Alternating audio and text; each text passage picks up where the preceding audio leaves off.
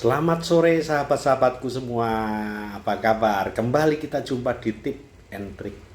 Hari ini kita akan sedikit mengulas tentang rabies. Sekarang topik yang lagi hangat dibicarakan, terutama oleh para pecinta hewan kesayangan. Kenapa seperti itu? Karena satu, rabies memang menakutkan. Kenapa menakutkan? Karena satu, penularannya sangat cepat. Yang kedua, sangat mematikan karena memang tidak ada obatnya.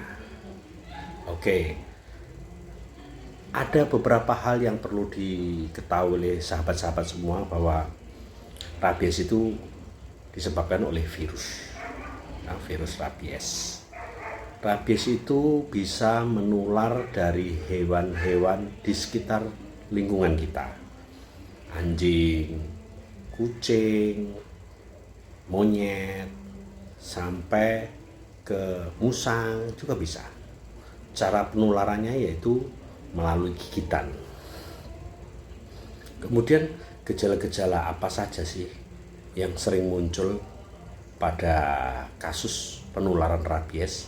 Satu, pada tahap awal virus ini tidak langsung menyerang.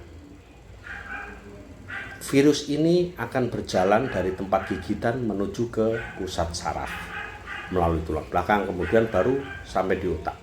Pada saat sampai di otak, muncullah gejala-gejala kerusakan otak. Makanya disebut anjing gila, penyakit anjing gila. Kenapa?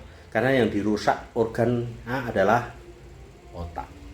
Salah satunya apa? Satu, biasanya hewan yang mengalami gejala rabies, salah satunya adalah hidrofobia. Dia takut terhadap air, takut minum air, sehingga tidak bisa minum sama sekali. Yang kedua, fotofobia. Fotofobia berarti takut sama cahaya. Dia akan berusaha untuk sembunyi di tempat yang gelap, di kolong-kolong. Kalau ada lubang di dalam tanah, gua-gua kecil, dia akan bersembunyi di situ. Kemudian hipersalivasi atau air liurnya banyak sekali. Cenderung dia akan menggigit apa saja yang ada di sekitarnya. Bukan cuma orang, ada batu dia gigit, ada kayu dia akan gigit, semua dia akan gigit.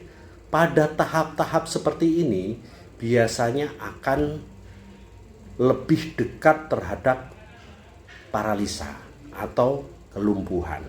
Setelah kelumpuhan, kerusakan otak total, akhirnya pernapasan blokir dan akhirnya meninggal. Kemudian hal-hal apa saja yang bisa dilakukan untuk mencegah penularan rabies ini? Yang pertama adalah imunisasi, vaksin, pemberian vaksin rabies. Vaksin rabies bisa diberikan di daerah-daerah tertentu yang memang endemik rabies. Kemudian yang kedua adalah tindakan karantina. Kalau ada terjadi anjing yang menggigit, segera karantina. Kita amankan anjing tersebut. Jangan sampai terjadi gigitan 1, 2, 3 dan seterusnya.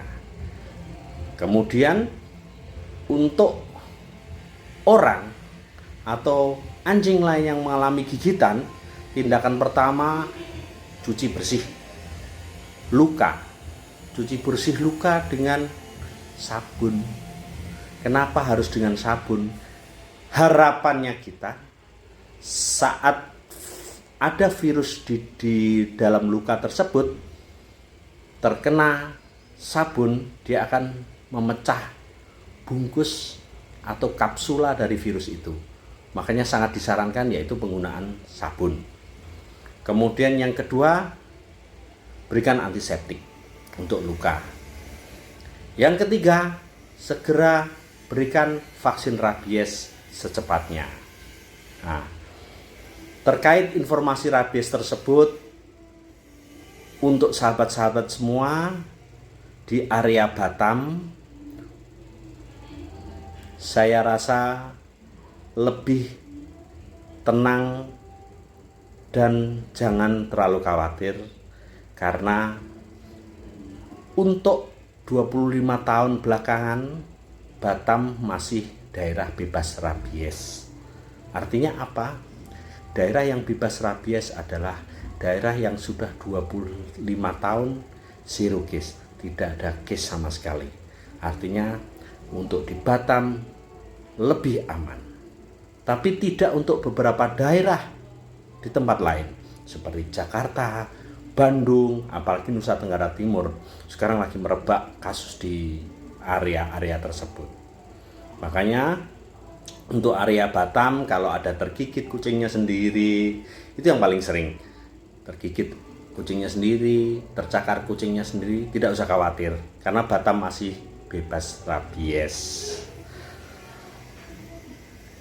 Pertanyaannya, daerah yang bebas rabies, apakah boleh diberikan vaksin? Dari beberapa edaran dari Dinas Peternakan, ya, dari pemerintah, Dinas Peternakan, biasanya mereka menyarankan untuk tidak diberikan vaksin rabies di area daerah yang bebas rabies. Surat edaran itu ada. Makanya untuk teman-teman di Batam tidak perlu khawatir, tapi tetap waspada.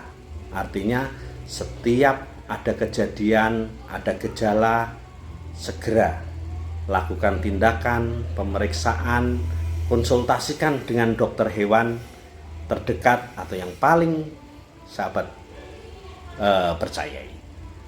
Konsultasikan, tindakan akan menyelamatkan, sekaligus menenangkan kekhawatiran sahabat-sahabat semua. Demikian sedikit informasi tentang rabies, terutama di area Batam. Terima kasih untuk sahabat-sahabatku yang selalu memfollow, memberikan motivasi, dan terus mendukung tip and trik yang kita lakukan. Semoga diberkati selalu, semoga informasi ini berguna untuk para sahabat, sehingga hewan kesayangan kita juga bisa terlindungi dengan baik. Semoga diberkati selalu bersama keluarga. Sampai jumpa di tip and trik selanjutnya. Tetap simak, ikuti, follow and share.